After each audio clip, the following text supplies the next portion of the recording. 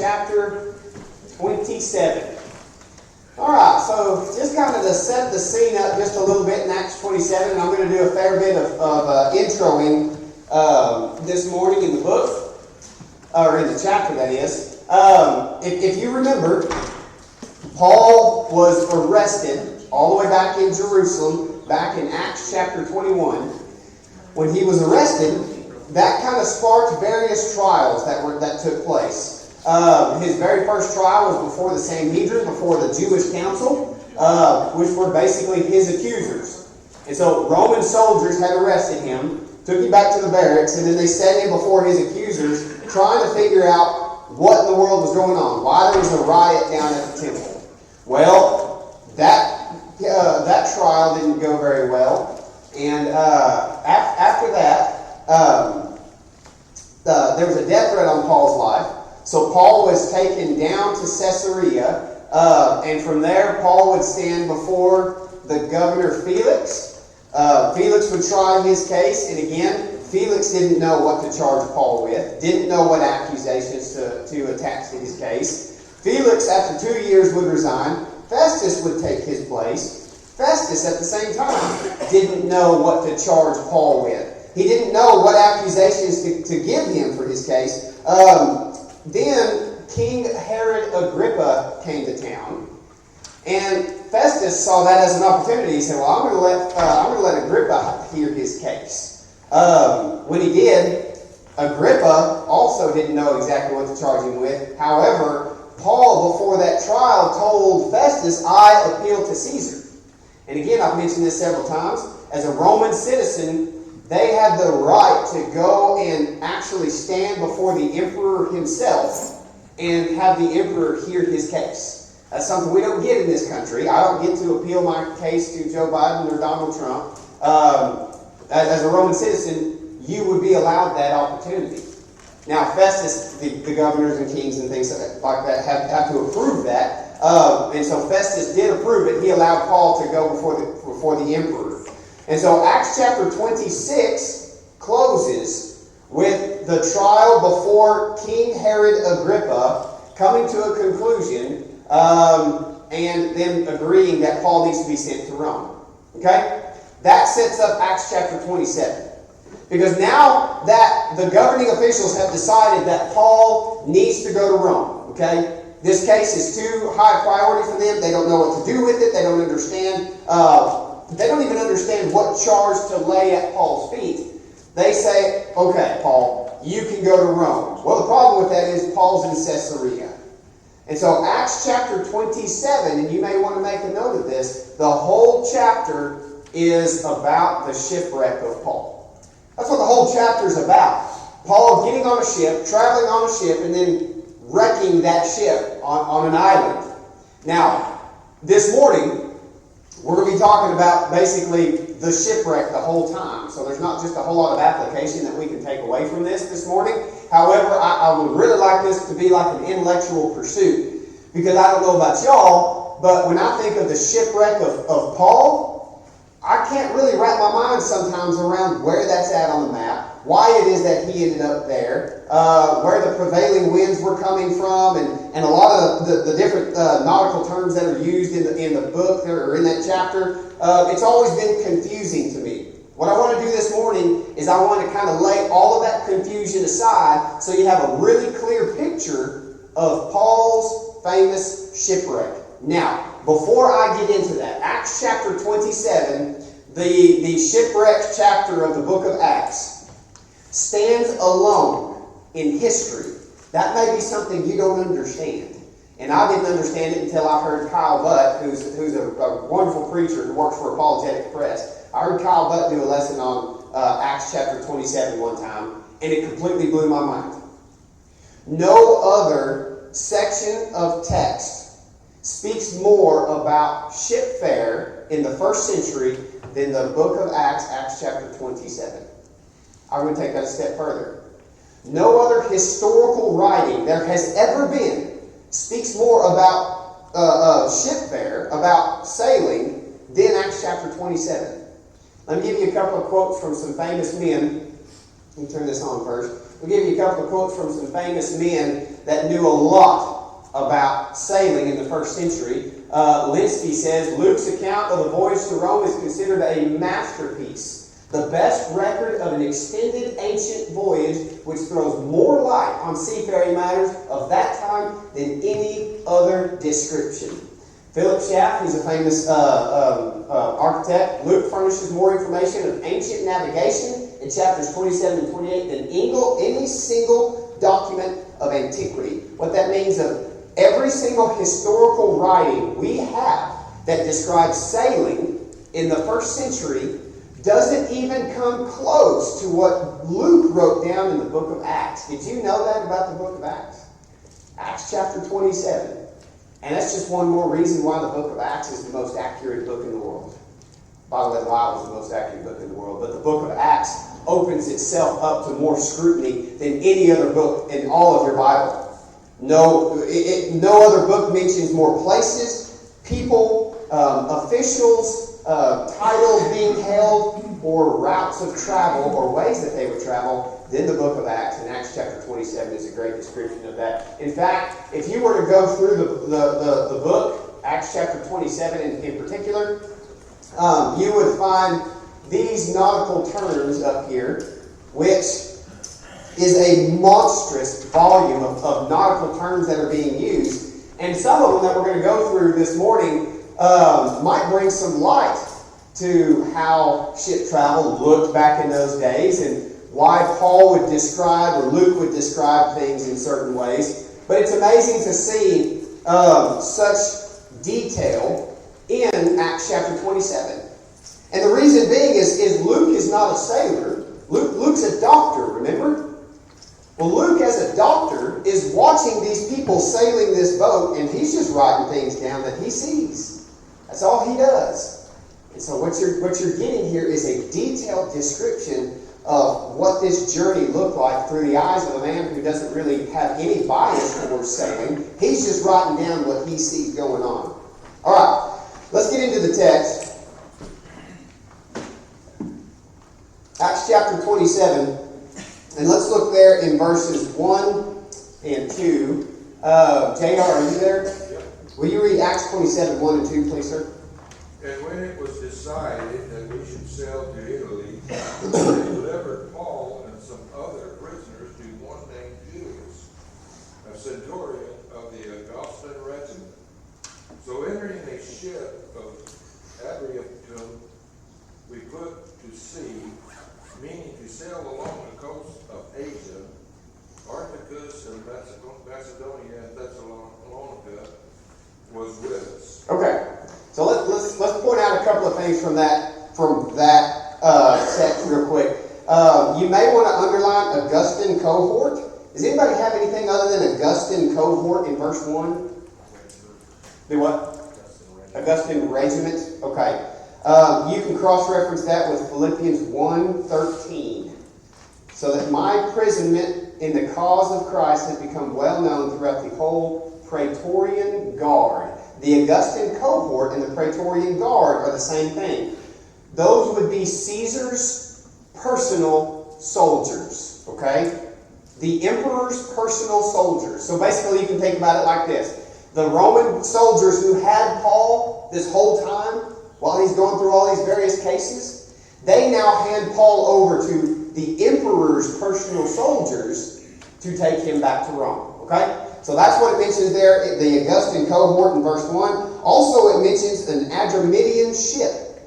An Adramyttian ship was a coastal, or Adramyttium was a coastal city in the region of Mysia.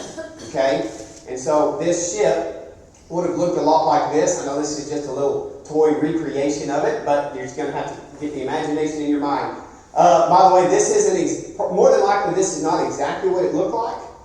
Probably a little bit shorter with not quite as tall as sails. Because the Adramyttian ship that is described there would be like a commercial ship. That would just kind of like bounce along the coastal, the shores of the Mediterranean Sea. This ship right here was not made to go across open ocean. It's just going to bounce along the coast like a trade ship. Okay? And so when we look at our map right here, Paul is right here in Caesarea, and he's been in Caesarea ever since Acts chapter 22 when the death threat was placed on his life. Remember, they moved him to Caesarea. That's where he had his trial in Acts chapter 26. So he's here in Caesarea, and this kind of ship right here that is short and fat and with a small sail is meant to carry loads and just kind of bounce them right here along the shores, okay? And so they're down here in Caesarea, and they're going to get on this ship right here, and I'll put that on the map in just a second. But that ship, it says Adramyttian ship. Well, Adramyttium is a city that's up here, okay? This is Mysia. This is the region of Mysia, and Adramyttium is a city that's right up in here. So this ship that's from here is down here. Well, it's gonna. They basically found a ship that's going to be making its way back, right? So they found a ship that's not going to take them from here to here. By the way, there's Rome right there. Okay, Rome is where they're going. That's where they're heading to. Well, they found a ship that can't get them from here to here, but they found a ship that can at least bounce them along this coastline to over here. Okay, so that's the ship that they get on. Notice what it says there. Before we get into where they put in to sea, in verse 3, it says in verse 2 that J.R. read for us that Aristarchus, a Macedonian of Thessalonica. There's a lot of big words right there. Aristarchus is his name. Macedonia is the region. Macedonia, by the way, is this region right here. Okay? Thessalonica, let me get my bearings right. Thessalonica, I'm pretty sure sits like right over here somewhere. So there's Thessalonica, so he's all the way down over here. Aristarchus, by the way, mentioned multiple times in Scripture. He is a companion of Paul's, a traveling companion of Paul's. In fact, Paul would mention him in Colossians 4:10, which is a letter that Paul would write while he's in Roman prison. Aristarchus, my fellow prisoner, sends you his greetings. And so Paul would refer to him as his fellow prisoner. That's not a literal fellow prisoner, by the way, in Colossians 4:10. Fellow prisoner, Paul would always use that of somebody who's actually not in jail. I found that interesting in my studies this past week. It literally means a co-captive, and he always references that to somebody who's actually not in jail. What would he reference that to in relation of a co-captive, a prisoner of who? Of Jesus Christ. That's exactly right. My fellow bondservant, my co-captive, my fellow prisoner. So Aristarchus is first mentioned down here on Caesarea. He gets on the boat with Paul. Well, he mentions him later in the letter that he would send to Colossae over here. Oh, wait, no, Colossae over here. And would mention Aristarchus. And so Aristarchus travels with Paul quite a bit. Now let's continue on here. And let's get into some of the journey that he has. Let's look at verse 3 together. And it says, on the next day we put in at Sidon. Sidon. So they put in at Sidon. Well, there's Sidon right there on the map. They would travel up, and put in is a Greek term for literally set out to sea. Okay? So they would set out to sea from Sidon. It says, Julius treated Paul with consideration and allowed him to go to his friends and receive care. And from there we put out to sea and sailed under the shelter of Cyprus because the winds were contrary. Okay? Let's go ahead and read verse 5. When we had sailed through the sea along the coast of Cilicia and Pamphylia, we landed at Myra in Lycia. All right. Can anybody point to Myra or Lycia or Sicilia or Pamphylia on the map?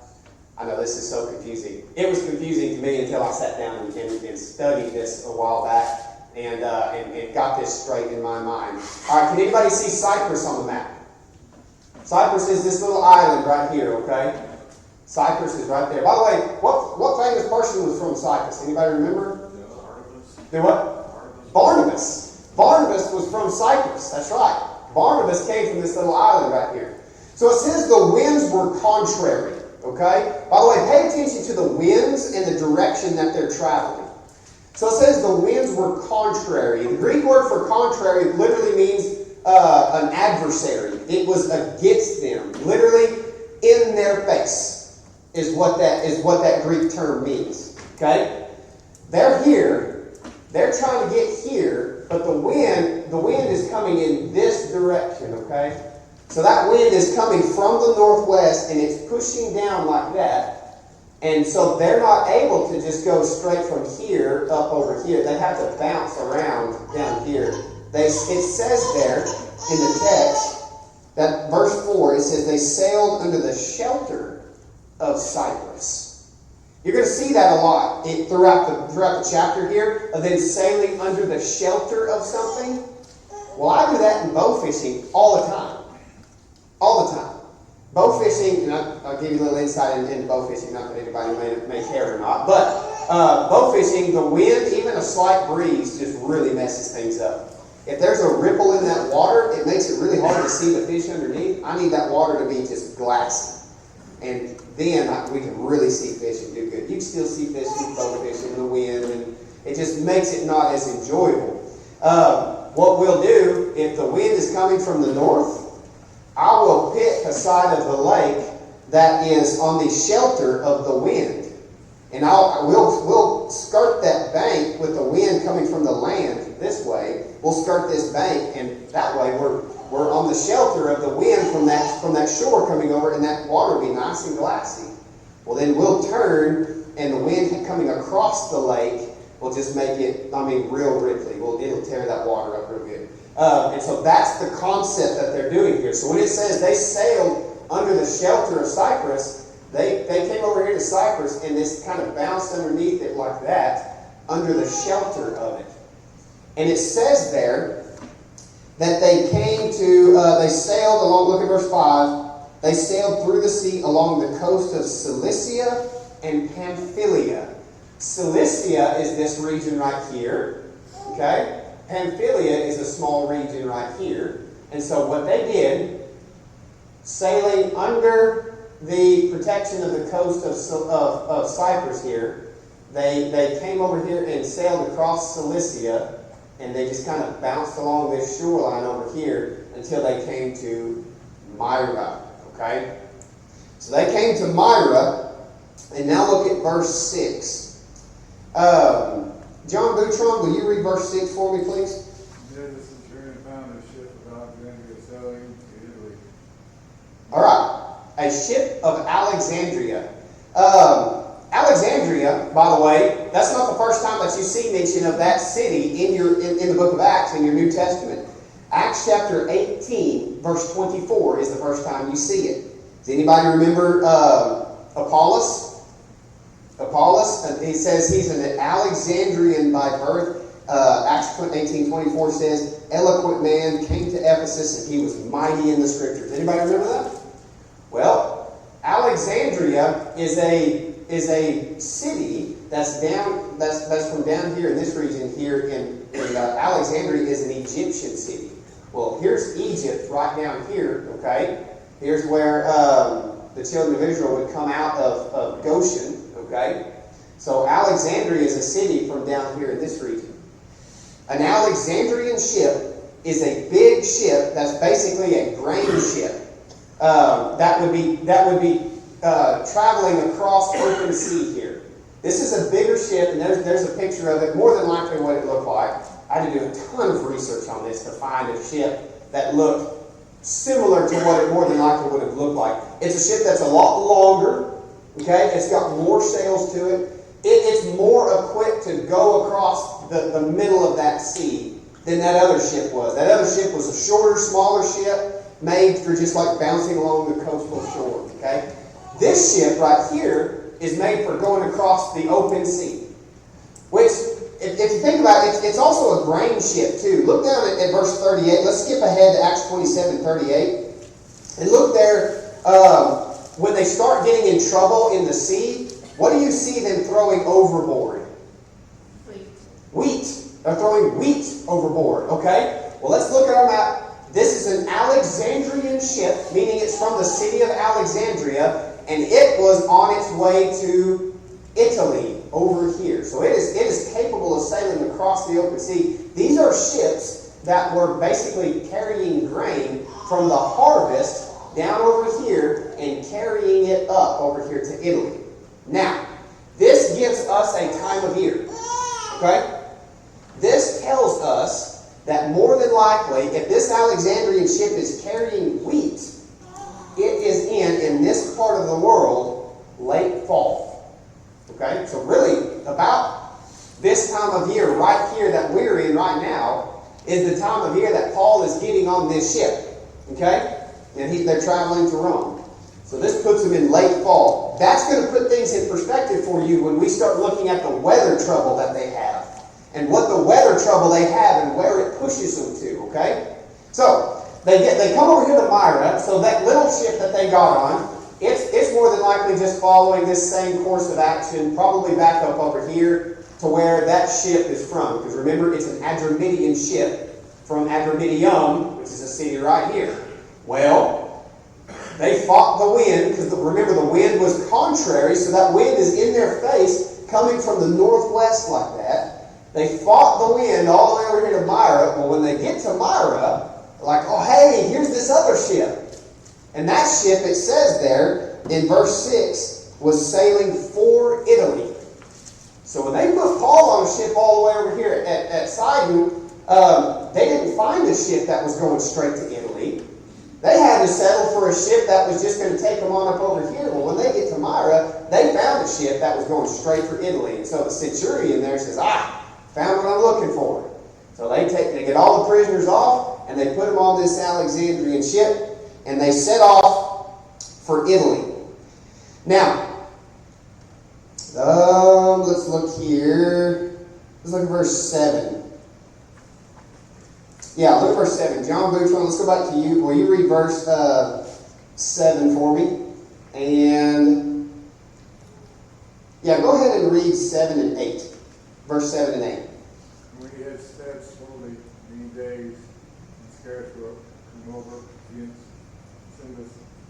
And when not suffering, we sailed under Crete over against Salmon. And hardly passing it, came unto a place which is called the Fair Heavens, not wrong with the city of Nicaea.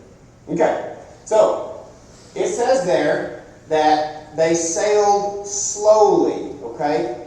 They sailed slowly for many days, and with difficulty had arrived off Cnidus, since the wind did not permit us to go further. Cnidus is a little bitty town, or a little bitty island, like right over here somewhere, okay?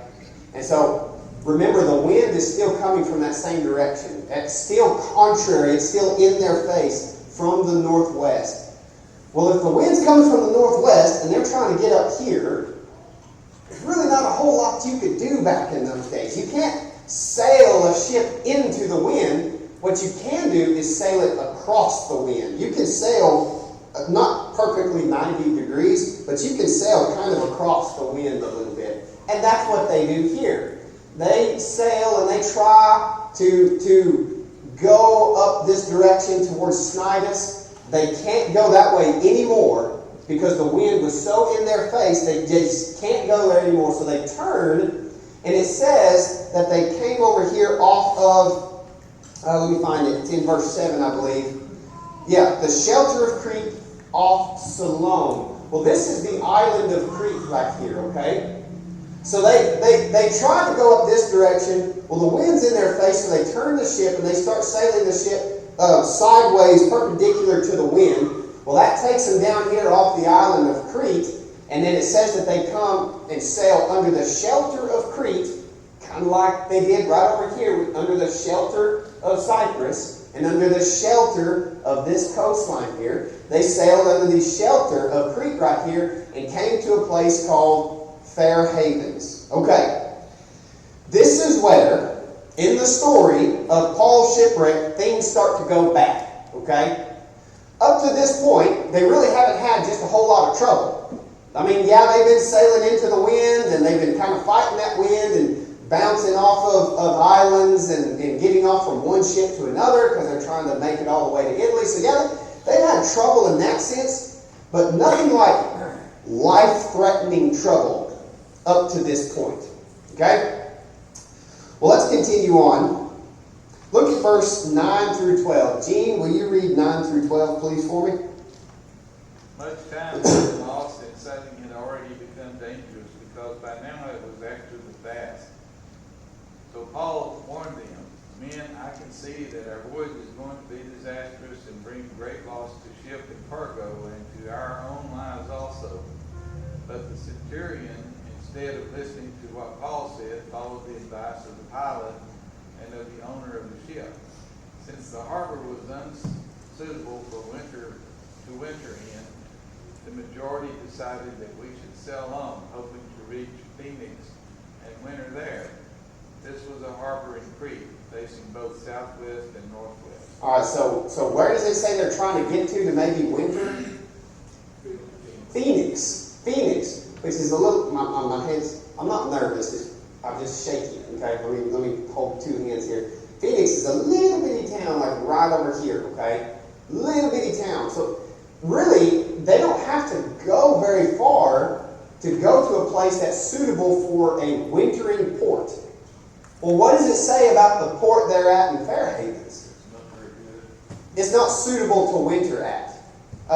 Basically, it would, if a ship of that size were to stay there, it would damage the ship. And so that ship is not suitable to stay in a port like that at Fair Havens. They needed to get to Phoenix right here to winter there so that the ship wouldn't be damaged. Okay? Notice what else it says there. We have another glimpse into what time of year this is. And again, the time of year plays really big into what's about to happen. Verse 9, what did it say had just ended? The fast. Okay? When you say the fast, is that something that is just like somebody's personal fast, or are we talking about something a little bit more significant? You may want to underline the fast and write out to the side the Day of Atonement. The Day of Atonement. During the Day of Atonement, they were to afflict themselves, according to the Word of God. Leviticus chapter 23 says that, meaning that they were to fast. And so fasting was a part of the Day of Atonement, the great Jewish festival. And so that was a big deal in the life of a Jew, was the fast for the Day of Atonement. Well, Paul, or Luke rather, makes mention that that fast was done. Well, lo and behold, the Day of Atonement's in late fall. And so they are sitting right in the middle of, or at the end of fall, when weather tends to get a little bit crazy sometimes. Okay? So they decide, after considerable time had passed, they decided that they were going to set out from Fair Havens and go to Phoenix. Well, Paul tried to tell them not to go. And you can kind of see Paul a little bit now. He's starting to kind of like think, maybe we shouldn't do this. You're going to see more of that here in a little bit. Well, the centurion says he's more persuaded by my version of the text says pilot and captain. It's that would be the person who's steering the ship and the person who owns the ship. In San Saba terms, that would be like the guy who owns the ranch and the foreman of the ranch. Okay, and so that's who the centurion listens to. And they decided that after enough time had passed, that they would go to Phoenix, which is a harbor on Crete. Now read verse, let's go back to Eugene, read verse 13. When a gentle south wind began to blow, they thought they had obtained what they wanted. So they weighed an anchor and sailed along the shore of Crete. Alright, so it says there that they, when a moderate south wind came up, my version of the text says, supposing that they had gained their purpose, meaning they thought that they were going to have a good, consistent south wind to allow them to carry them all the way up here. Okay? And again, how many times during the fall do we switch from northeast, northwest, back to south, and southeast and southwest, and then the wind the next day switches over to the northeast, northwest? During the fall, that wind's kind of doing that, isn't it? It's kind of switching around a lot. Do what? Yeah, hourly sometimes. Yeah, it makes it hard to deer hunt sometimes. But when they were sitting at this port in Fair Havens, and remember what was their original plan? Where were they trying to get to? for the winter? Phoenix. They were just going to go to Phoenix right there, which is just right there. Well, verse 13 says that a moderate south wind came up. And so they thought to themselves, all right, this is what we need. That's why the verse in the text says, suppose they gained their purpose. They said, this is what we need.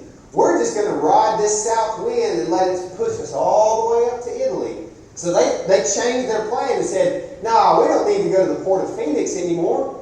We're just going to go all the way to Italy. Well, look at verse 14.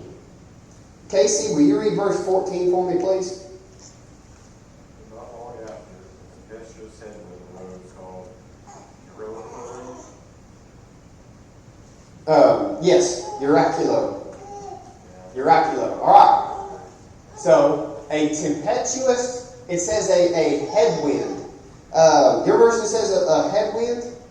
Tempestuous headwind. Headwind. Does anybody else have anything other than tempestuous headwind?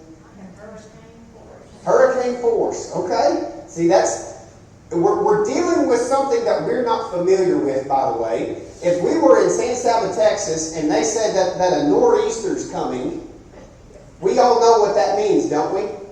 Nothing. Do what? Nothing. Yes, that means nothing.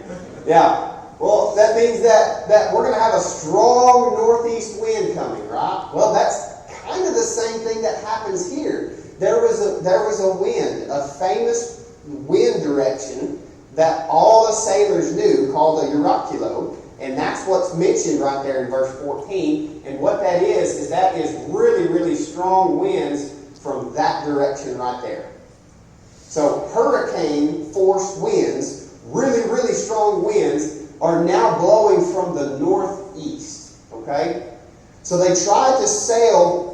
They tried to sail up around Crete, and it says that before long there rushed down from the land a violent wind called Euraculo. Verse 15 says, when the ship was caught in it and could not face the wind, we gave way to it and let ourselves be driven along. Okay, so they could not. It says that they could not face the wind. Now, if you think back to what they were doing over here just a second ago, when they went from here to here, remember that? That wind was blowing in this direction. And they were able to kind of face the wind a little bit. And how they do that is they turn their sail a certain direction, they turn the rudder a certain direction. I don't know how all of this works, but they're able to manipulate the things on the ship to make it to where it will sail almost perpendicular to the wind. And in that way, that what they're doing is they are facing the wind a little bit and able to sail sideways to it. Well, this famous wind that the Mediterranean Sea was known for, which, by the way, sailors knew that this wind was a death sentence. If you were caught on the seas when one of these winds picked up, you might as well just consider your life over.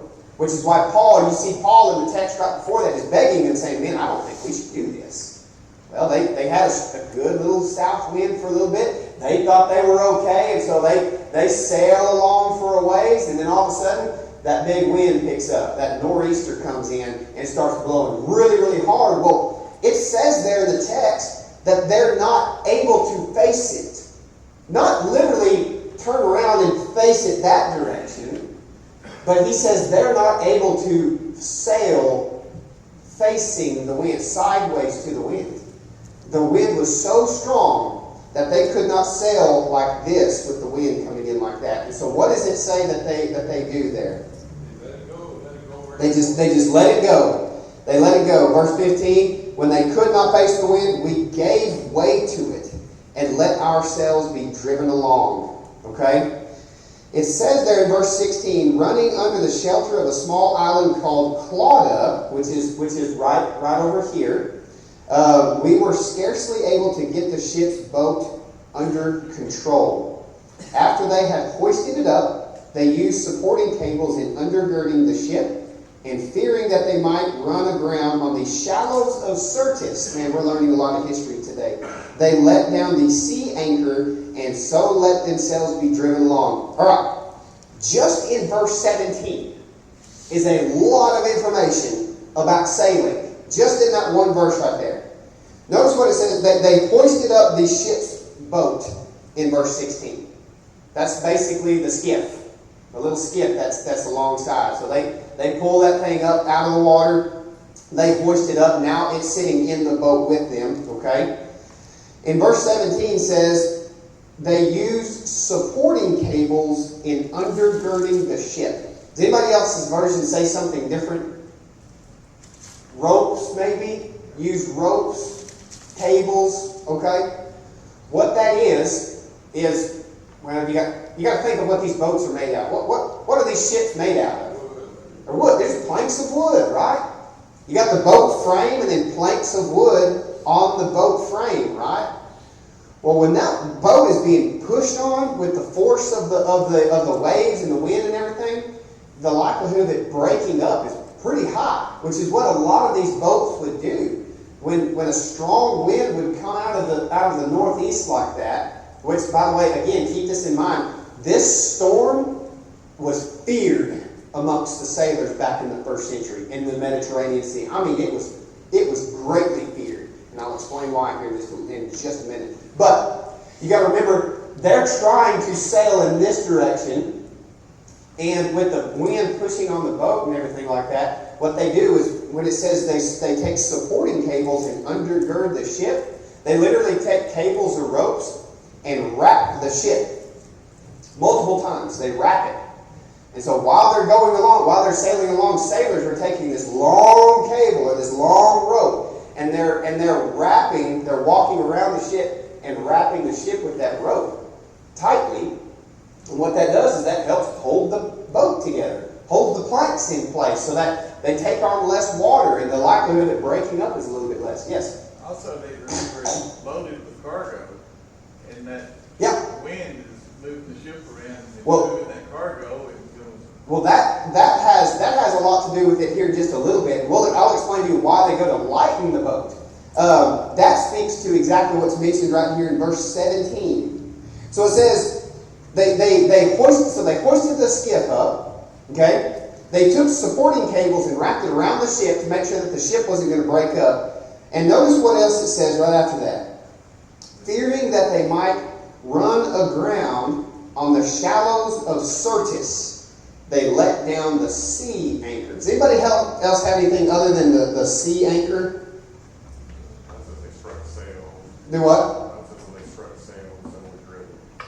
Say it one more time. They struck sail and so were driven. Struck sail and so were driven. Okay, that's a pretty good clue as to what they did. Okay, so lowered the gear. That's more closely to the original Greek language, which I'll get to in just a second. So it says the reason that they lowered the gear or struck sail is because they were scared of running aground on these shallows of Syrtis. All right, this region right here called the shallows of Syrtis is all of this right here. Okay, this right here was deadly to sailors.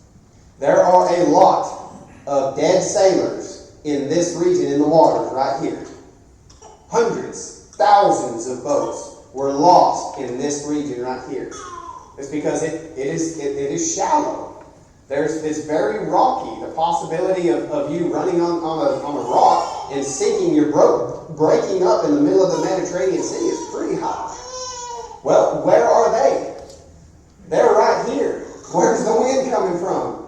That's why this wind right here was considered a death sentence for first century sailors in the Mediterranean Sea. Because you've got Egypt, Jerusalem, Macedonia, Asia, this region right here, all the prosperity and wealth and grain and all these things. Well, if they wanted to sail to Rome, they got to sail across the sea, don't they? And same thing in the reverse. Anything coming out of Rome that's going to go this direction, where do they go? They sail across that sea. Well, you're sailing in fall or winter or whenever, and this strong wind picks up and it just pushes sailors down over here and just kills them on the rocks. And so that's what they were scared to death of. They were scared to death of this storm right here pushing them down over here in these shallows. So it says there, Mikey's version of the text says they let down the gear. The original Greek says the headgear. The headgear. Now, my version says the sea anchor. Okay, if you put those together, sea anchor, headgear, what does that give you a picture of where that anchor's out on the boat? Huh? It's on the front. Well, what are they trying to do? They're trying to anchor their nose so that the wind will push their rear around like this, so that at least they'll just kind of like skirt along sideways to the wind. Could you imagine what that does to a boat? Where you've got, you're anchored up here, not literally anchored. The anchor is just floating in the water. Okay, it's not in the ground, it's just in the water. But what it's doing is it's giving them some restrictions up here on the nose while the wind is pushing the boat around. Well, what would that do to a boat? It would make it do this, wouldn't it? That's why the sailors are scared to death of their life. That's why they start throwing things overboard and they're trying to lighten the boat up. Because the heavier the boat, when they're trying to, and again, they're trying to avoid dying over here. And so they're trying to do everything they can. And you'll see here in a little bit that they actually take ropes and tie the rudder up in place. Because they're trying to do everything they can to skirt this and to go sideways into that wind. And the heavier the boat, the more that thing's going to get thrown and it's not going to rebound very easily. And so that's why they start throwing things overboard. Look at what it says, verse 18. Look at the next verse. The next day, as we were being violently storm-tossed, they began to jettison the cargo. That's why. It's because they were anchored in the front, pushed around in the rear, and that boat's starting to roll with the waves and with the storm. And so they're getting scared to death. They start throwing out cargo. Verse 19, on the third day, they threw the ship's tackle overboard with their own hands, the ship's gear. Verse 20, since neither sun nor stars appeared for many days, and so small storm was assailing us, no small storm was assailing us, from then on all hope of our being saved was gradually abandoned. When they had gone a long time without food, then Paul stood up in their midst and said, Men, you ought to have followed my advice and not to have set sail from Crete. Paul had a told you so moment. And incurred this damage and loss. And yet now I urge you to keep up your courage, for there shall be no loss of life among you, but only of the ship. Paul, what does Paul know that nobody else on that ship knows? He knows what's coming because he told you. Jesus Christ said, because you've been a witness for me at Jerusalem, you must also witness for me at Rome. So what does Paul know? Paul knows he's getting to Rome. Yes. He knows it may not be on that ship. He knows that ship may go down, but he knows for a fact he's going to get to Rome. So he stands up and he comforts them with that knowledge. Verse 23, for this very night an angel of the Lord, to whom I belong and whom I serve, stood before me, saying, Do not be afraid, Paul. You must stand before Caesar. And behold, God has granted you all those who are sailing with you. Therefore keep your courage, men, for I believe God that it will turn out exactly as we've been told, but we must run aground on a certain island. And so there's Paul prophesying through the angel that God had sent him that they're going to make it to Rome, they're going to run aground on the island, and the only loss of life is going to be the ship itself. Can you imagine being there and all the storm going on in the sky? Oh, man. Standing up in front of you and saying, hey, man, don't worry about it. The power he had, too. Because it wasn't just some insignificant prisoner who said this and nobody paid attention to him. Everybody paid attention to him. Everybody was listening to Paul. Man, you think, and he's a prisoner. He's the one who should be in shackles and chains and nobody listening to him. But who is listening? Every single person on that boat is listening to Paul. Do you think he wasn't still preaching while he was on that? Oh, you bet. You bet. Is it 10:30? No, it can't be. We'll finish the Make trip. it 10:29. Do what? Make it 10:29. All right. Well, I got one more minute. All right. So look at there. Look at verse 27. How many days have they been in this storm? 14 days. 2 weeks. Go back to verse 20. What have they not seen for 2 weeks? Sun or stars. How do you know where you're at as a sailor? The sun and the stars. Yeah, you don't. The sun and the stars tells you what direction. They have no idea what direction they've been going. For 14 days. For all they know, they think they're down here. But it says that they run aground on a certain island.